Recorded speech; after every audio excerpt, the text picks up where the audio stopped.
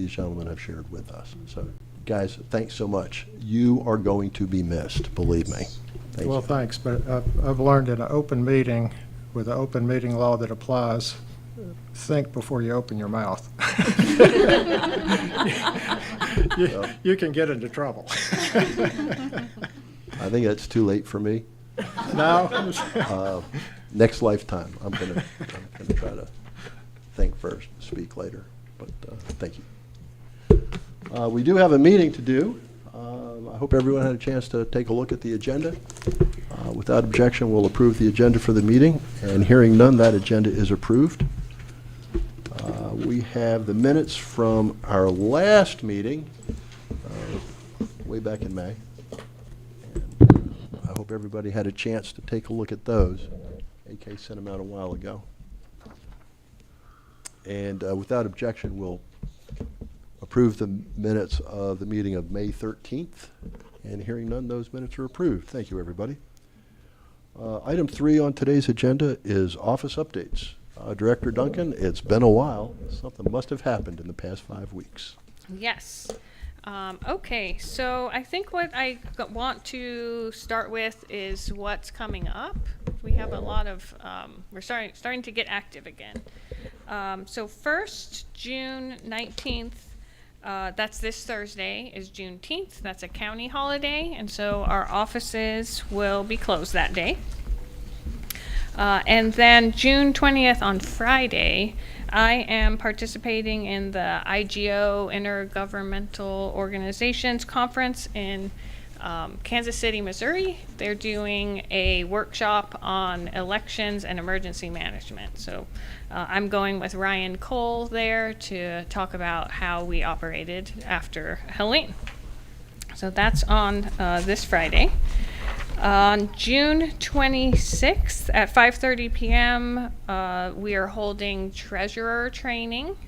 So anyone who is a treasurer is welcome to come to that. That's at 35 Woodfin on the main floor. So just check in at the lobby if you're interested in that. And that's on our website. June what? June 26th. 26. And then, as Jake mentioned, the board appointments will happen at the meeting on the 24th of this month. It takes them a bit to organize contact information and whatnot, so we often will get the email the next day, so it might be the next day before we have that contact information. But after that, I will call all of the members and welcome them, or welcome you back. July 7th through the 18th is filing for the municipal elections and Woodfin Water and Sewer. Normally that happens on a Friday at noon, but that is July 4th, a holiday, and so that gets pushed to the next Monday and starts at 8 a.m. So a little different. So 8 a.m. Monday, July 7th, and then ends on July 18th, but that is at noon, ends at noon. So that's filing. Then the next thing that happens for us is board orientation. So July 8th is when we would spend all day in a orientation session for the new board. Did we change that one? Yes, it was July 1st. Yeah. Okay. But we couldn't do all the onboarding turnaround fast enough, so we had to push it out a week. So it's July 8th now. Good question. And that will be here in this room. And then July 22nd is the swearing in. That happens at the courthouse, and that's a public event. So anyone who wants to come and see that, you are welcome to. Noon. That's also when a secretary for the new board will be chosen. That's noon, correct? That's at noon. Thank you. And you'll let us know where in the courthouse. Yes. Then July 27th to 29th is the State Board of Elections Conference that the board will need to attend. It's a required training. and we've already got accommodation set up for that. So once the new board is in place, then we will have 2 meetings in August, the 5th and the 19th. And those will be to talk about various business items, but also start on the early voting plans, if you can believe that we're already going in that direction. We also will do appointments of poll workers. So that's the schedule, just a little bit happening.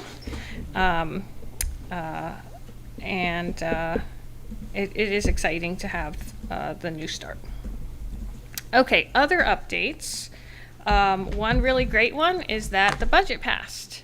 And for election services, we were not asked to reduce any further than we had already reduced. So we have the full budget that you all saw last.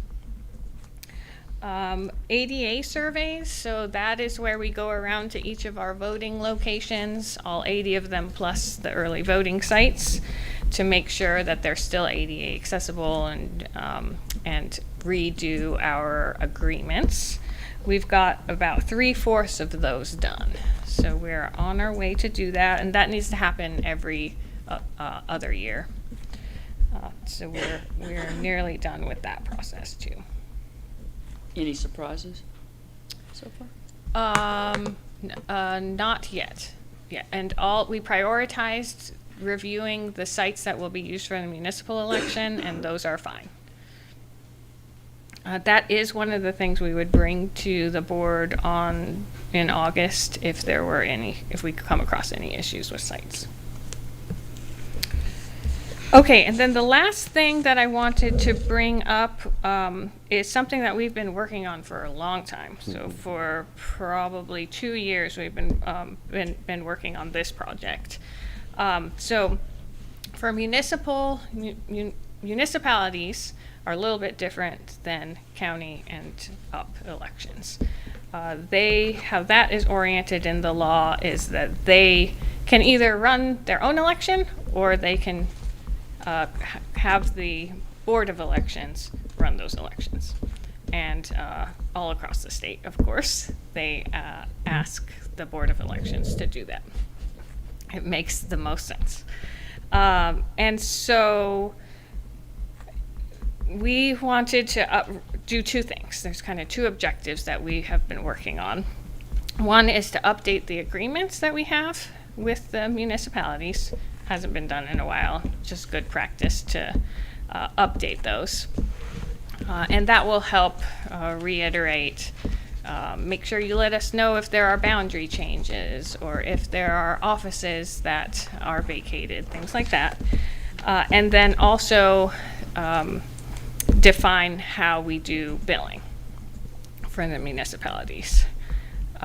In 2020, when Asheville switched to even-numbered years, that was kind of an unprecedented thing. They kind of weren't sure how that would pan out. And we also had COVID, and so we didn't bill that year. We took a pause on it. But we need to make sure that we're being fair between the billing of even-numbered year municipalities and odd-numbered year municipalities. And so we've been working on a way to do that, and we've worked with Strategy and Innovation with the county. We've looked at how other counties bill their municipalities, and we've kind of come up with a model that we like and want to present to the board. It takes data from the past 4 years, like actual data from the past 4 years, and compiles that to give a cost for the elections. In an odd year, it would be 100% supported by the municipalities because that's the only elections that's happening in an odd year, and then it would be split in an even year. And I'm going to try not to get too much into details because we'll need to do that later. But that's kind of the gist of what we're doing. And it will enable us to give a much more accurate estimate sooner and to be able to bill faster and help municipalities plan too.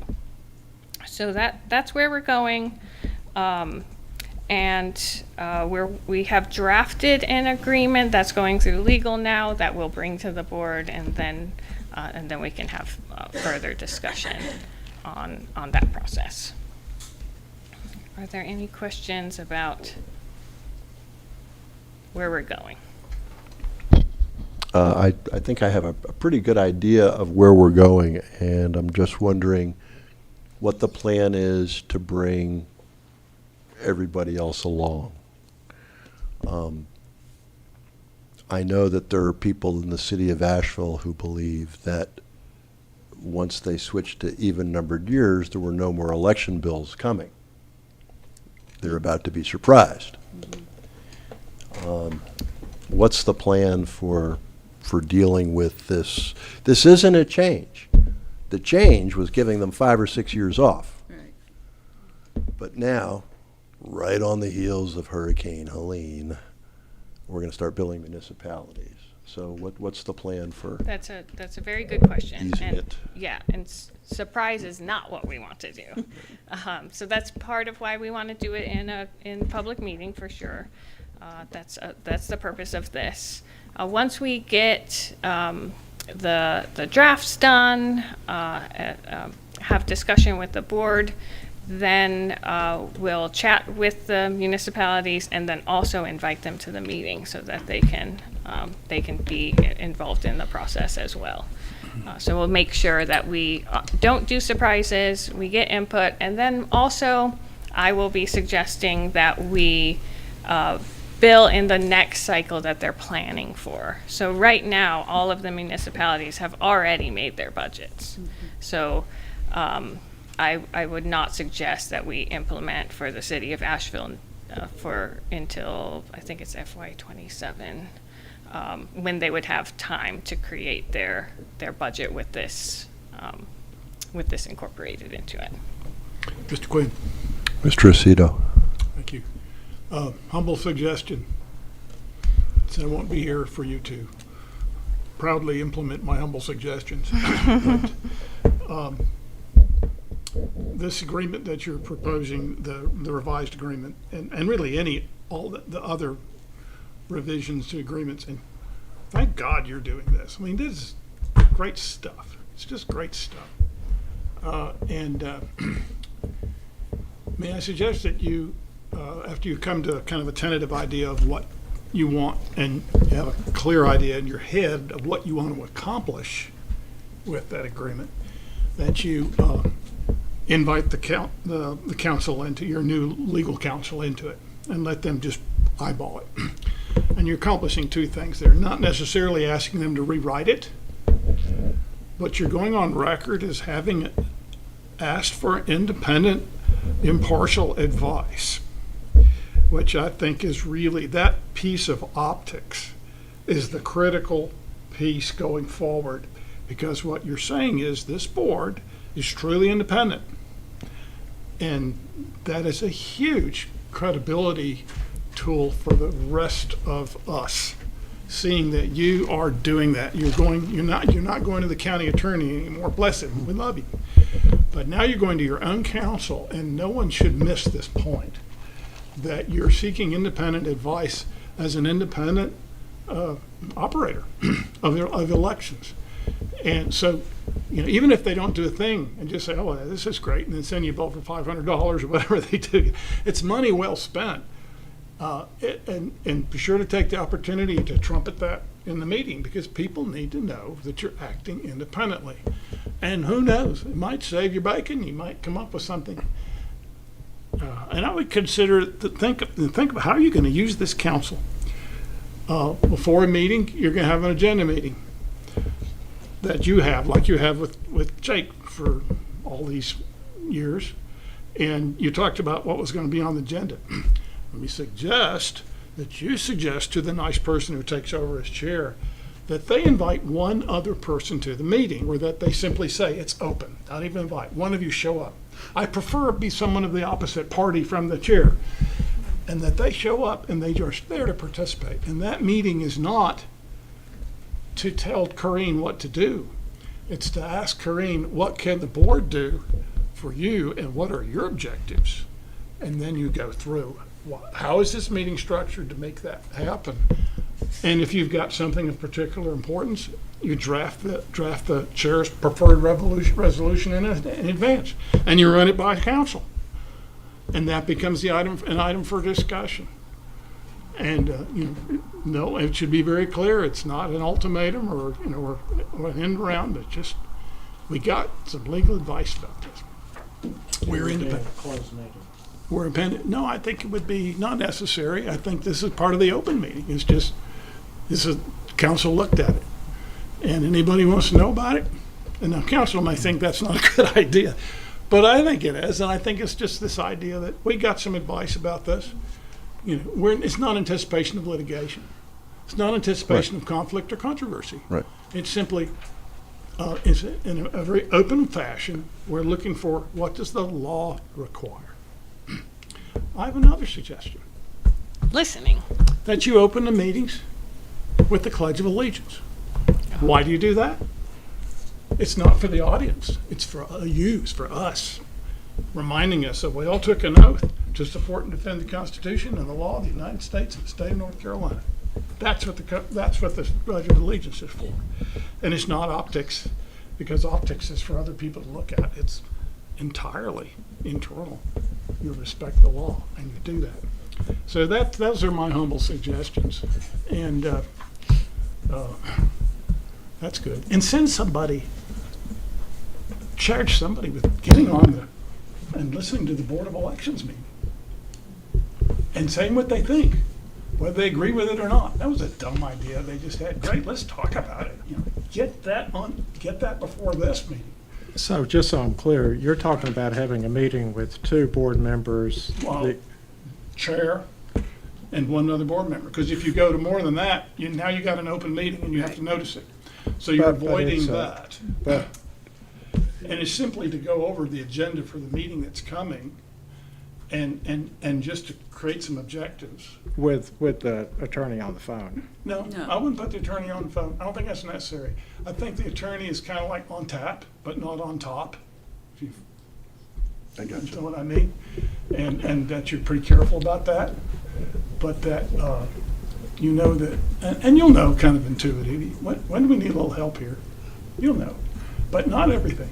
Right. And just now and then, just to make the point, we're independent. We're making a decision based on the law, and it's for everybody's benefit. It's not for a party or a person or a candidate or anything else.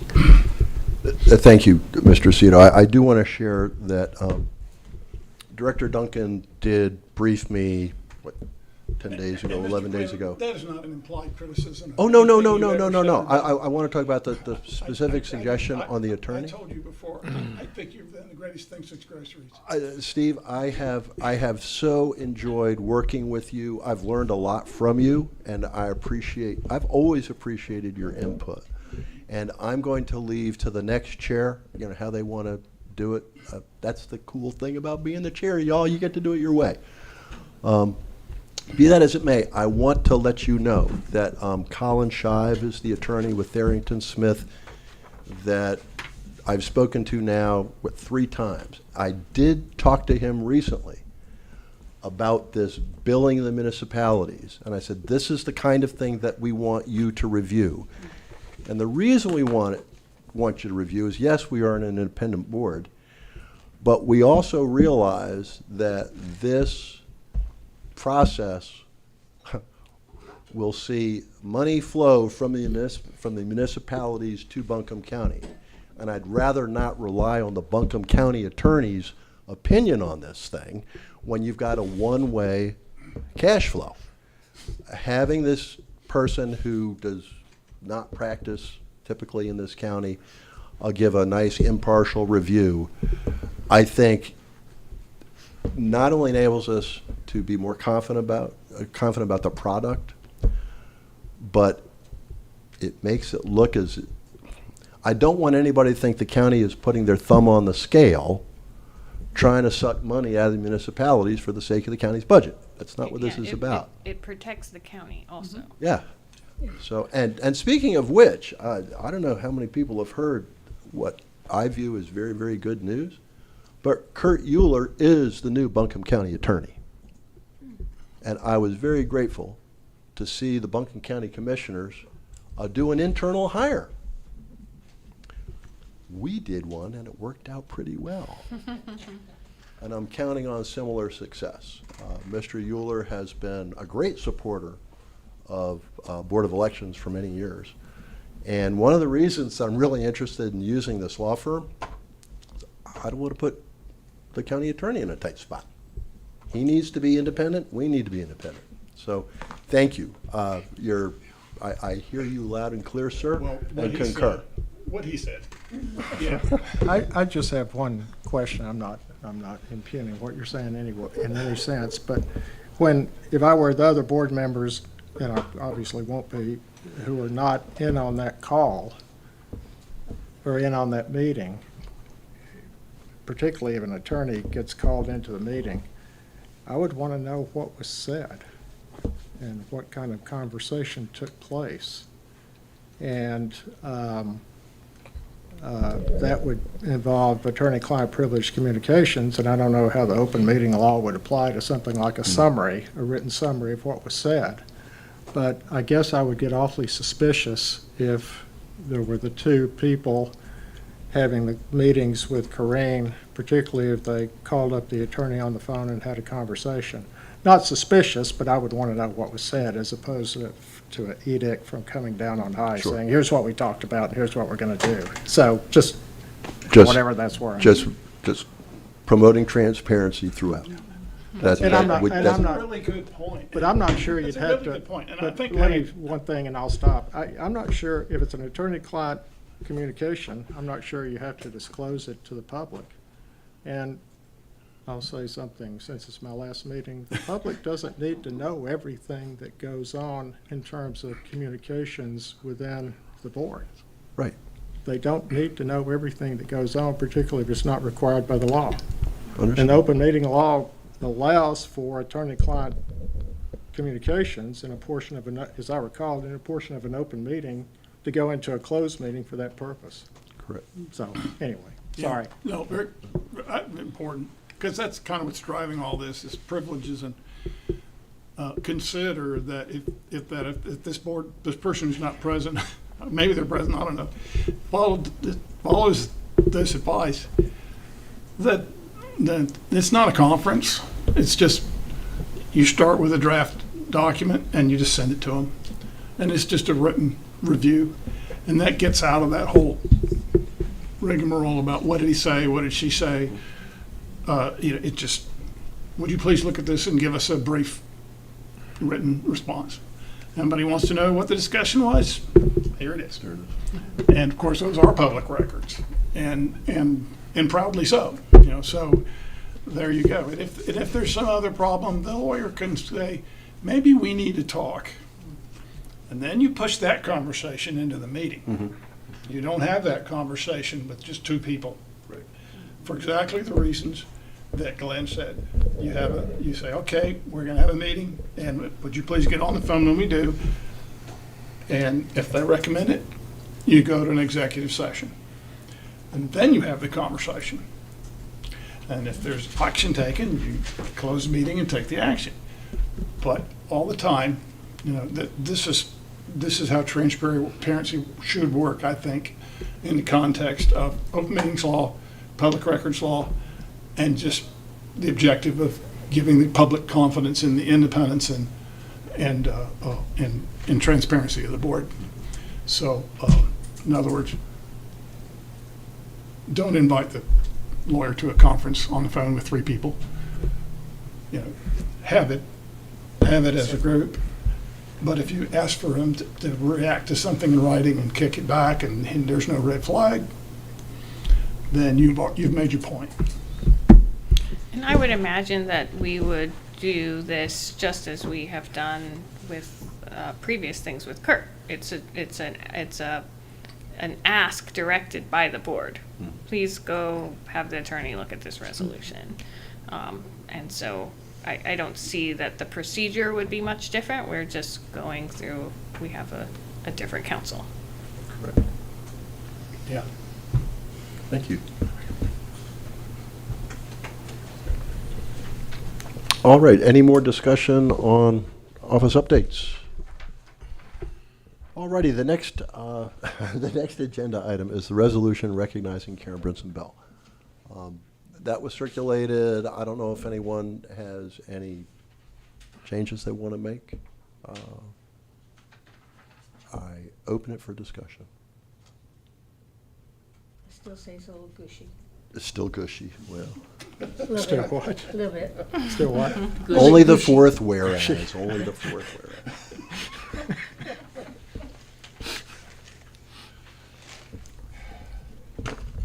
whereas.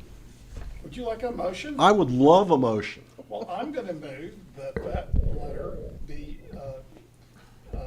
adopted as the statement of this board as written, and that we ask our executive director to please transfer it with with our regards to our former state board director of elections.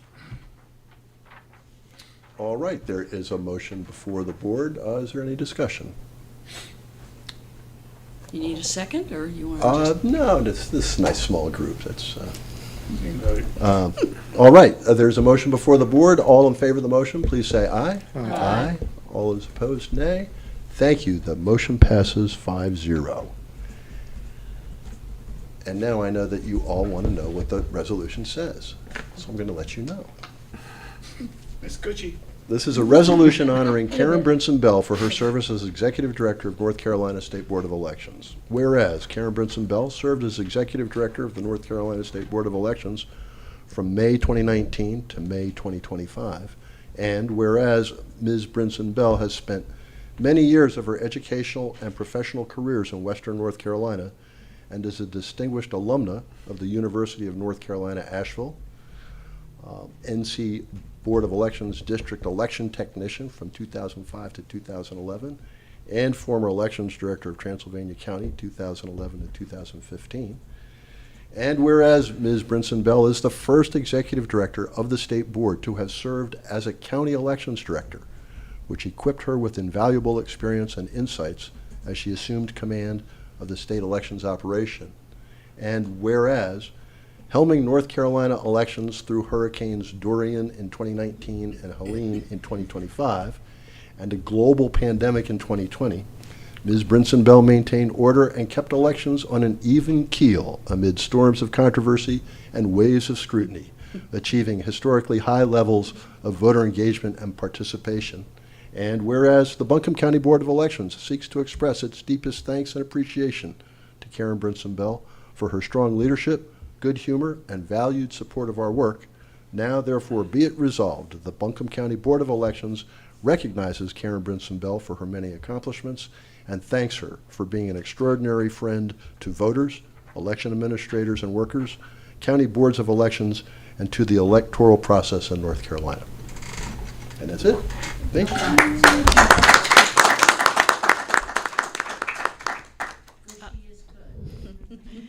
And I did invite Karen to this meeting. She wasn't able to make it, but she was quite flattered that you all thought to do this for her. And I will definitely make sure that she receives the resolution.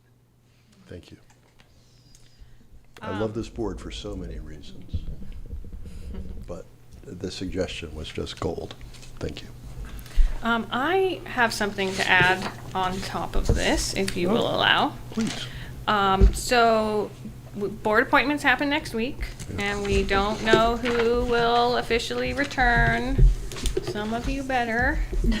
But we wanted to take this opportunity to thank you all for serving this term, especially this term. The challenges that we faced after Helene were definitely unprecedented, and you should be proud of what was accomplished. You kept careful consideration, even under extreme pressure, to adjust our early voting plan, to make sure that we had as many locations open as possible on election day. You made voting happen, and we know that voters appreciated that because they showed up. Even when dealing with broken roads, no water, no electricity, difficulty finding food, Buncombe County and all of Western North Carolina came out to vote, and we even edged out the state's average in turnout. Really amazing. You did everything in your power to make voting accessible, and the numbers show your success. And I think that you have been a very effective board, and part of that is that everyone brings their own perspective. We've talked a little bit about that already today. Steve, your experience in law and mediation, being on the sewer and water board, and your talent to bring forward everyone's thoughts to be fair are really appreciated. Except maybe when you stole AK's mug. Sally, you bring practicality and helping us know when the juice was worth the squeeze. Glenn, you're calm and reliable, and you're always positive, and your time as employment attorney helped when you were always watching out for the needs of staff. Mary Ann, you're the researcher, and you always remember the poll worker perspective because you were that, and being in the audience, you were that also before you joined our board, and that really has helped keep everyone participating. And Jake, your career was spent keeping banks in check, and you bring that passion for integrity and the service to the people here. So part of why we were able to weather the storm as well as we did was all the work that was put in before. We prepared a lot, and we wanted to thank you for those things too. You've done much, much more than what's on this list, but some of the highlights are that you were the first board to go through an orientation.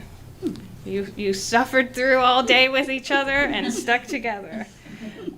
You've been supporters and advocates and participants in all of the emergency planning that we did. And that was significant effort that takes a lot of commitment to keep going back to. And you did that. And you've done that since the beginning.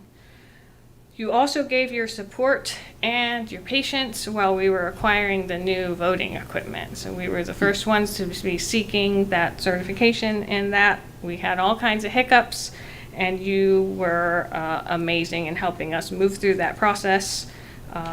And we did it much faster than normally would have happened because of you all making sure that you were there for us and being flexible. And having that express vote system helped us be much more efficient and flexible during the hurricane. So it immediately paid out. And then you've been and are fierce advocates for our department and all of the facilities planning. And so these are big things. And we thank you for sticking with it through the hard times, for creating certainty when there wasn't uncertainty, and that's hurricane and otherwise. So thank you from staff and from voters for making voting possible. And as a token of our appreciation, we have a token.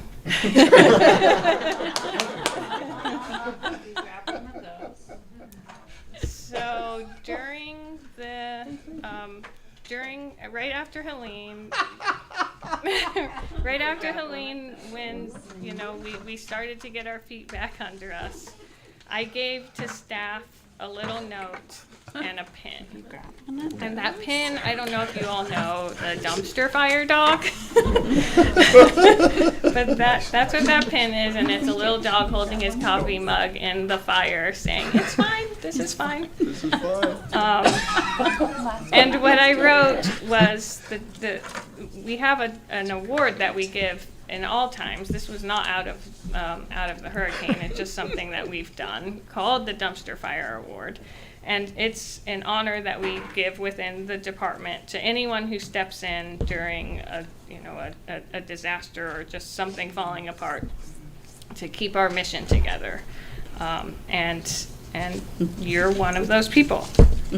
So thank you for going above and beyond and continuing to be in the fire. This is fine, yes. Oh, this is great. The dumpster fire dog. This is, So when I put this on the lapel of a suit, which I don't wear much anymore, and somebody asks me where it comes from, I can say it comes from the chair of democracy or something.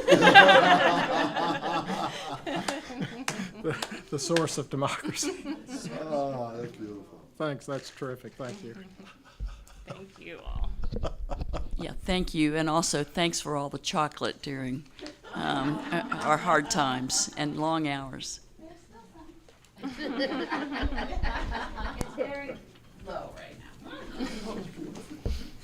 beautiful.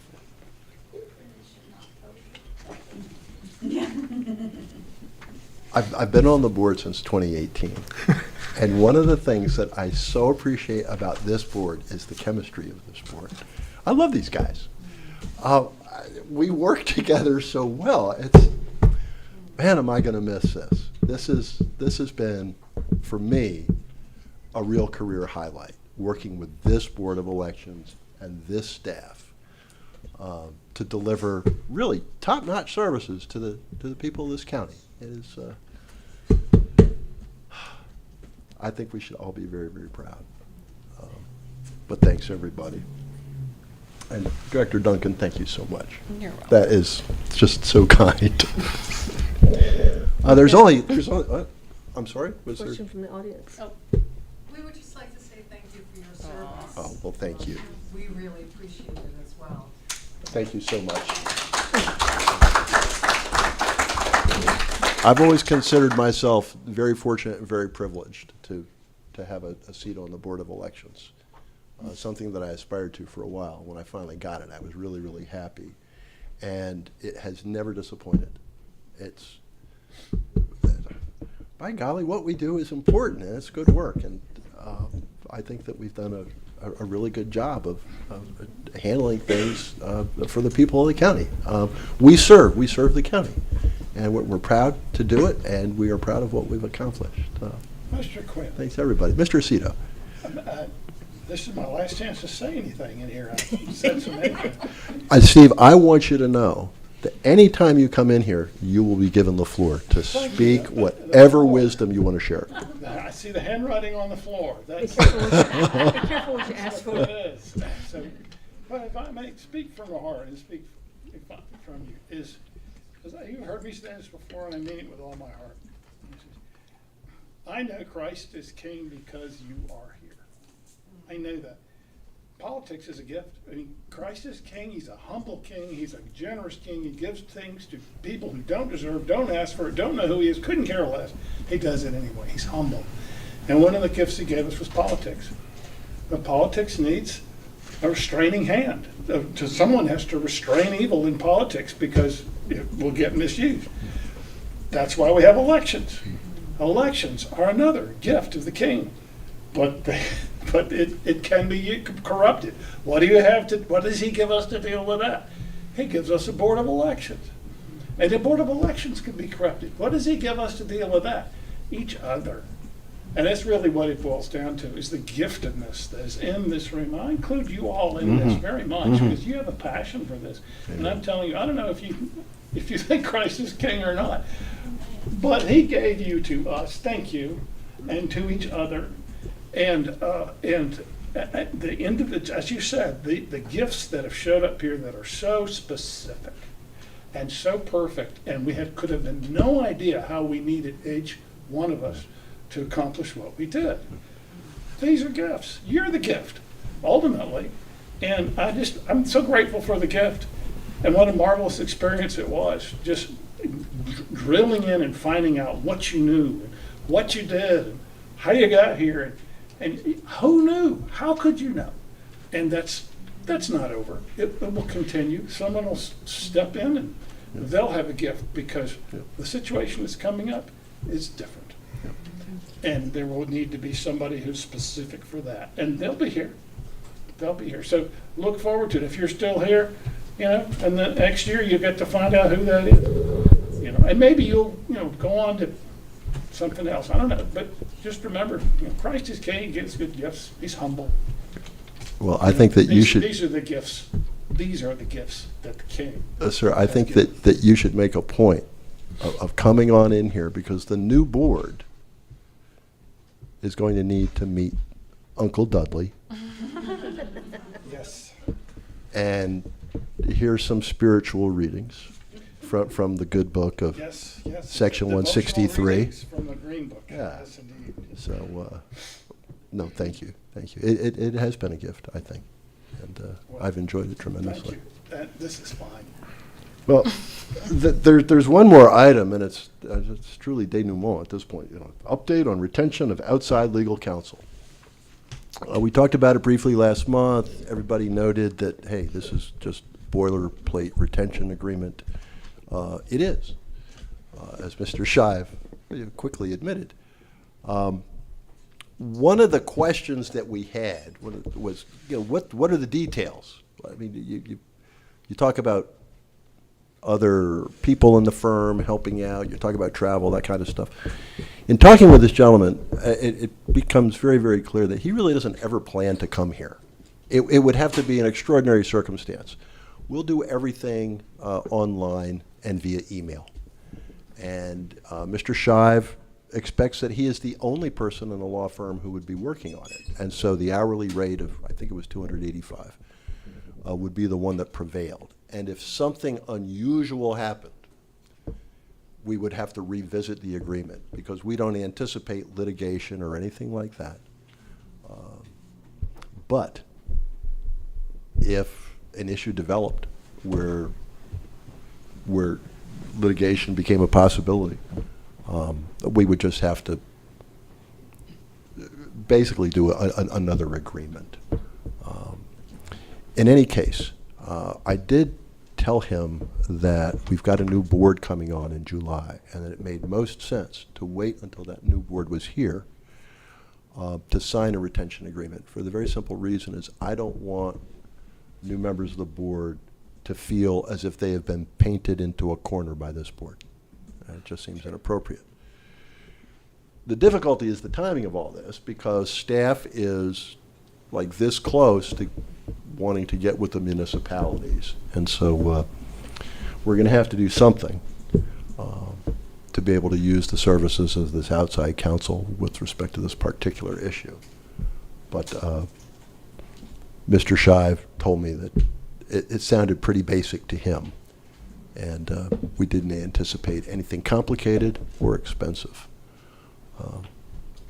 But seeing as Mr. Euler is now the county attorney, I was that much more grateful for having recontacted the gentleman and to have him and his colleagues in the firm support the idea of working with us. Ms. Stein?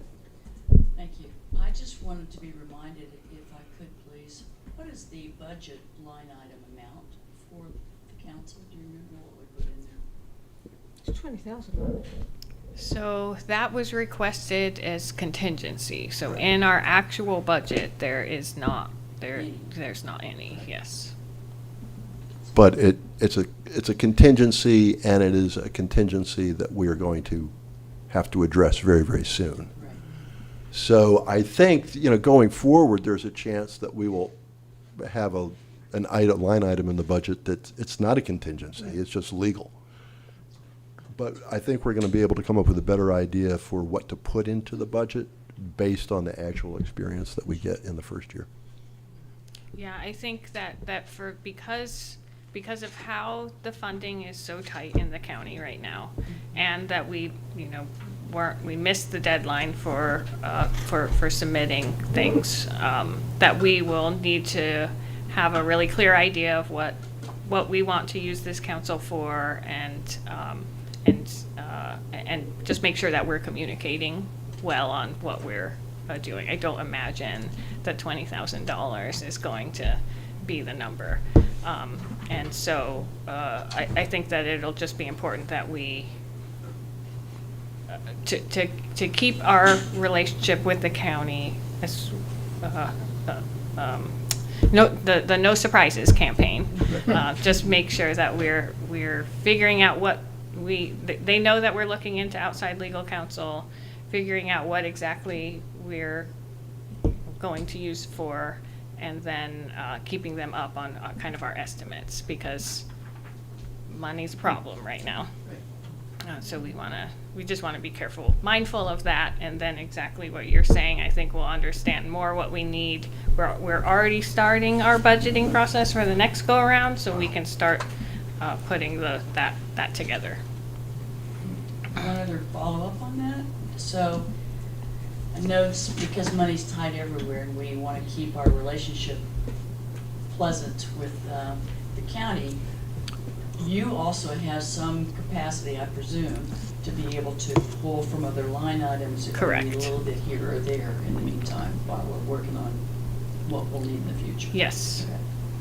Yep, we can move things around and bring those ideas to you, especially as we figure out, how much we're thinking. All right. Any questions? Any more discussion? All right, folks, next agenda item is item 6. Next meeting date, Tuesday, July 22nd, 12 noon at the Buncombe County Courthouse.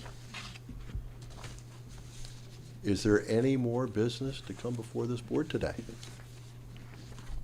Well, in that case, meeting adjourned. Thank you, everybody. Thank you for coming. And our next meeting, July 22nd over the courthouse, but it's my understanding that the conference room at 35 Woodfin isn't going to be ready for a while. So the meetings will be here for the foreseeable future. Surprise, surprise. And I think if we end up having to schedule a meeting here in October, that entitles us to move back in, but I'm not sure. Breaking the loop. Squatters' rights? Squatters' rights. Yeah, I think so.